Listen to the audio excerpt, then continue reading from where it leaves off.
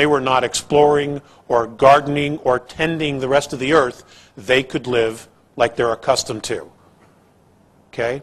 So it's exactly the same thought as if you buy a mobile home, and what you want to do when you travel throughout the United States is you want to take home with you.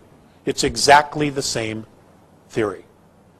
Okay? It's the same mechanism, except they would bring a biosphere because they would be here for maybe up to 1,000 years Earth time.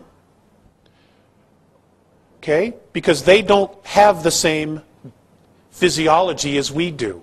Exactly the same. Our average lifespan for a man, I believe, is 74 years of age today. Okay? The Andromedans, it's 2,000 years. So spending 100 years here is literally a weekend for them. Where for us, it's nearly 2 generations. Do you follow?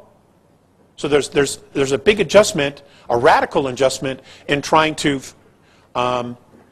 figure out exactly how all this happened, because the numbers of years is mind-boggling.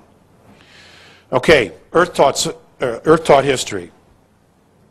Extraterrestrial taught history. This colony was a reptilian outpost established by the Sea Car and bioengineered from caste reptilians. Later, other reptilian alliances from Orion and Capella, this is 763,132 years ago, established a presence.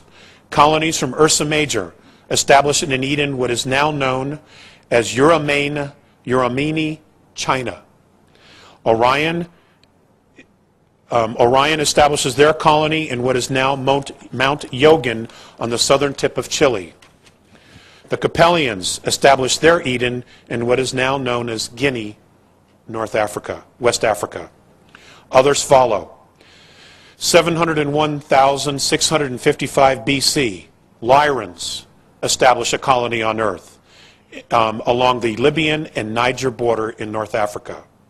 604,003 BC, the Cassiopeans establish a small Eden, what is known as Algeria, North Africa.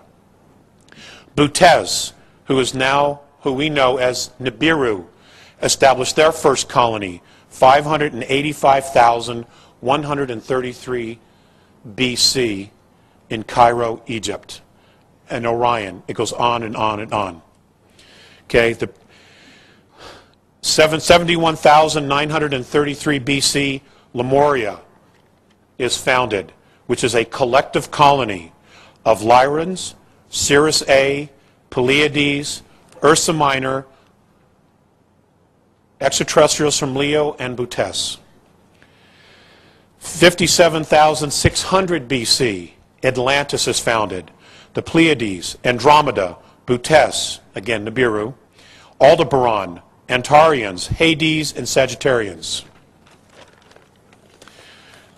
31,017 BC, Lemuria is destroyed in a war. 27,603, two of the 3 continents that make up Atlantis are destroyed by an asteroid, which was thrown at the continents. 329 BC, Alexander the Great has 5 encounters with extraterrestrials that stayed with him and led him to victory. 1479 AD, in Arabia, Nibiru contacts the royal families. 1481, Italy, Rome, contact with the royal families of Europe, again Nibiru. May 3rd, 1561, Nuremberg, Germany, the Aldebarans, first contact with the Habsburgs of the old Roman Empire. November 4th, 1697, Hamburg, Germany, again contact with the Habsburgs, the royal family, one of the royal families of Europe, by the Nibiruans. 323 AD, Constantine the Great has contact with Draconian and Orion extraterrestrials. He, of course, started Christianity.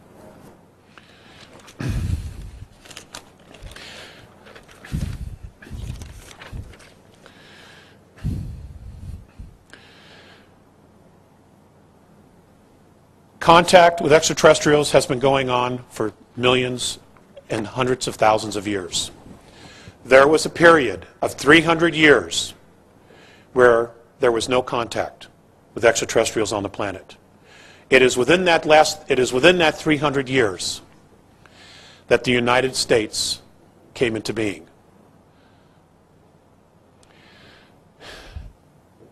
Our natural tendencies is to shake off monarchies and to seek freedom for ourselves.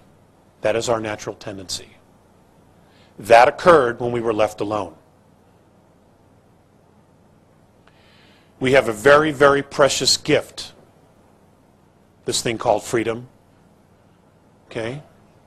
And the Republic isn't perfect, but at least it's ours. At least we say, and we have some control over it. Okay? We're about to lose that.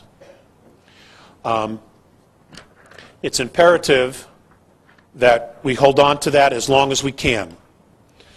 I'm going to introduce somebody to you now. His name is Michael Russ. Mike is sharing the podium with me today, this morning here, and in the workshop.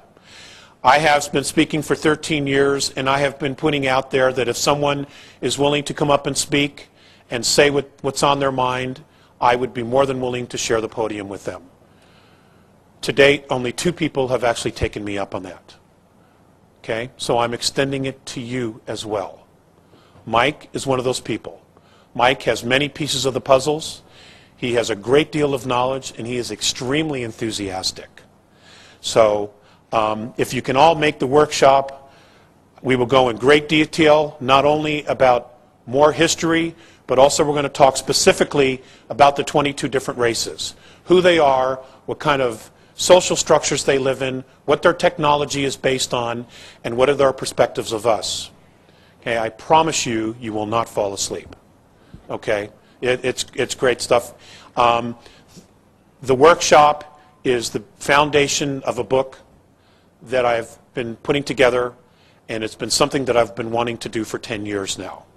Now it's time to do it. And I invite all of you to attend. Okay?